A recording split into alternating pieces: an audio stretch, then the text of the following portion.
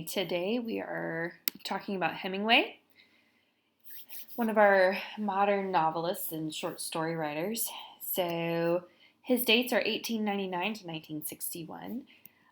He grew up in Illinois. He was part of a large family, and he really did have a remarkable life. I actually have two slides on his bio. Um, so his first experience in writing was for a newspaper. So he has that journalistic tendency, that search for information. And then during World War I, he wasn't able to fight in the infantry, the army, whatever, but he was part of the ambulance corps and was actually wounded in action. So he has that experience of war, and he's typically known as a pretty cynical writer. He and Fitzgerald both, they were very good friends, and so we do see that kind of darkness come through in a lot of his writing. He was part of the literary community in Paris. He loved Europe. He loved France. And again, he and Fitzgerald spent a lot of time together in these salons in Paris where they would just have conversations about life and literature and the meaning of things. He had somewhat of what I called a celebrity lifestyle where he, chased booze and women. He was married 4 times. He was a very well-known author in his day, and actually,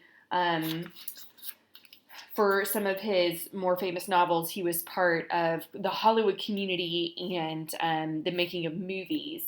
So you can see here on this next slide, The Old Man and the Sea, which many of you may have read. He was part of the directing of this and the writing of the screenplay for it.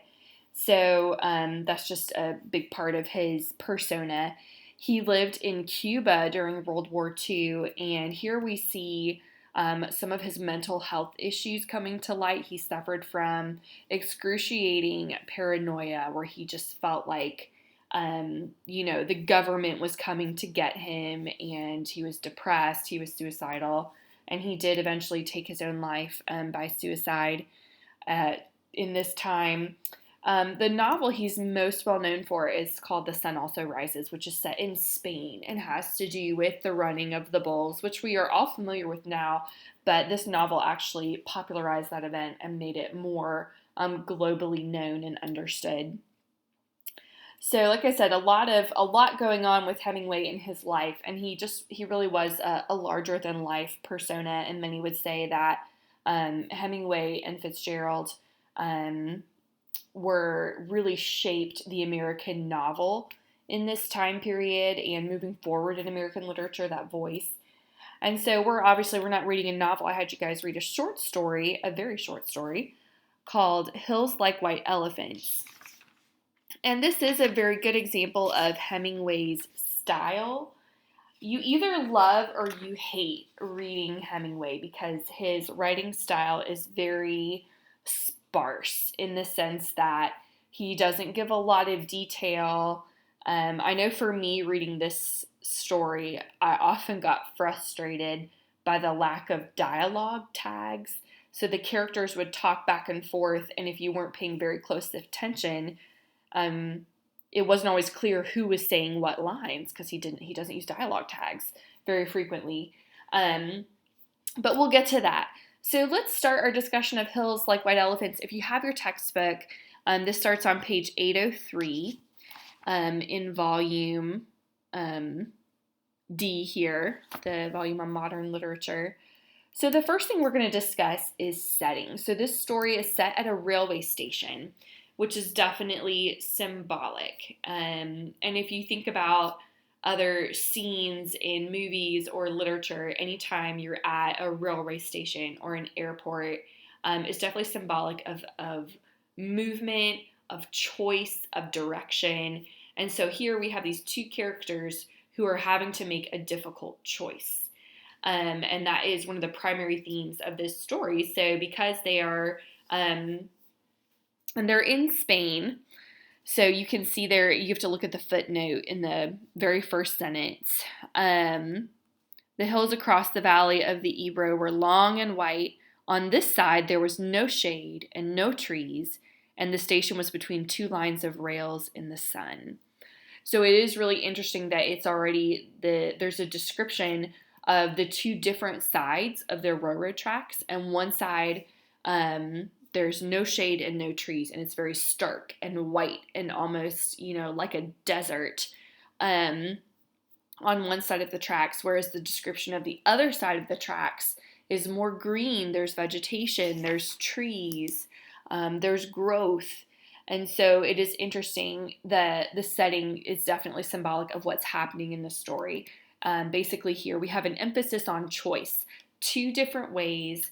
They're at a crossroads, a crossing point. Like I always use the example too of in Harry Potter at the very end of Harry Potter 7, where Harry kind of dies. No one really knows what happens there.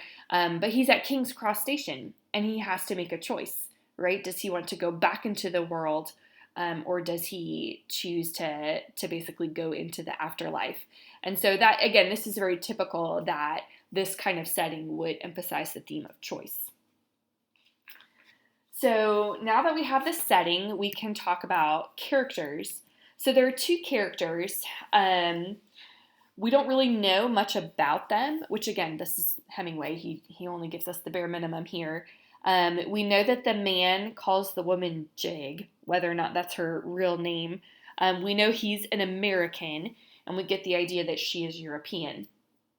And they're traveling together, and if you don't read this very carefully, if you don't read it with inference, you may not have understood exactly what the conflict was, because they never actually say the word. But basically, this young girl is pregnant, and they're arguing about whether or not she should have an abortion. So let me draw your attention to a quote on page 805. Excuse me. So page 805, about 8-10 lines down, the man says, "It's really an awfully simple operation, Jig," the man said. "It's not really an operation at all." The girl looked at the ground the table legs rested on. "I know you wouldn't mind it, Jig. It's really not anything. It's just to let the air in." The girl did not say anything. "I'll go with you and I'll stay with you all the time. They just let the air in, and then it's all perfectly natural." "Then what will we do afterward?" "We'll be fine afterward, just like we were before." "What makes you think so?" So, again, this whole idea of an operation, not an operation, letting the air in. So basically, you get the idea that he's really kind of pressuring her to have an abortion, and she seems quite hesitant. And what's interesting is he emphasizes over and over again, "Well, it's your choice, you decide, I'm fine either way." But he really does seem to be pushing her towards an abortion, which is interesting. For as little as we know about these characters, most of us would naturally sympathize with this young girl because she seems to be in a situation where there's a lot of pressure put upon her to make a very significant decision about her future. And again, especially given the time period, this is going to affect, not just this baby, but her life. So we definitely have more sympathy with Jig. But the greater question to ask ourselves here is, why does Hemingway give us so few details about these characters? We don't know how old they are. We don't know why they're together. We don't know their past. Are they dating? Are they engaged? What are they rich? Are they poor? We really don't know. We just know they're sitting around drinking alcohol. There's lots of alcohol in the story. It was the 20s. But apparently women hadn't gotten the memo yet that you shouldn't drink when you're pregnant. But the reason that Hemingway gives us so few details is actually a theory he had about storytelling, which is known as the iceberg theory. And basically, this is the idea that you reveal as little about the story as possible and allow readers to intuit a larger meaning. And so the reason an iceberg makes sense here is that, when you see an iceberg in the ocean, what you see above water is just a very, very small portion of the iceberg, and it's much larger under the water. We've all heard that phrase, it's just the tip of the iceberg. And so that's Hemingway's notion of what makes a good story. He puts the weight of thought on his readers versus him being more overt and more explicit in, giving us details about the story. And so again, either you really like this and you find it fascinating, or for some readers, they find it more frustrating. It's just Hemingway. It's his style. So that's what's going on with the characters.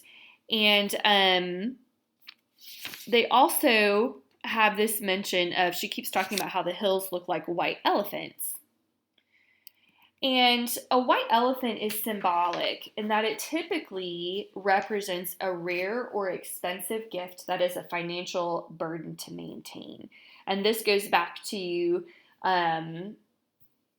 Asian culture, and there's a history behind it. I don't know all the details, but this is a really appropriate symbol for Hemingway's story because this unborn child is the white elephant. A child is a precious, precious gift. It's a life. It's human life. However, it seems to symbolize for them some sort of burden, either a burden of finance or a burden of inconvenience. They can't seem to, if their lifestyle is just to travel and drink alcohol, well, that's really hard to do with an infant. So it seems to be an unsustainable, unsuitable gift for this couple.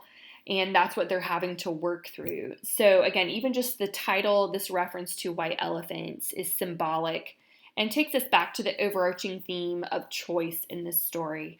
And we don't really know. At the end of the story, we don't know which choice the girl makes. It is interesting, the final lines, so she kind of reaches her melting point where she has to walk away for a minute. And she comes back and he says, "Do you feel better?" And she says, "I feel fine. There's nothing wrong with me. I feel fine." Which, if we're reading this like a Hemingway story and we have to inference meaning, I think that means she's decided to keep the baby. We don't know that for sure, but if she feels fine as a pregnant person, then that means it's okay. That she's going, like, that this is her choice for her identity is to carry this child. Again, that's my inference. And the thing about, these types of stories is that you could have a different inference, and that's okay. But really interesting little story. It is amazing how many layers of meaning Hemingway can get in just four pages, just a little over 1, 2, 3, really 3.5 pages of text here. He's given us quite a bit of information. So I hope you enjoyed that. And I hope that this discussion was able to bring you a little clarity.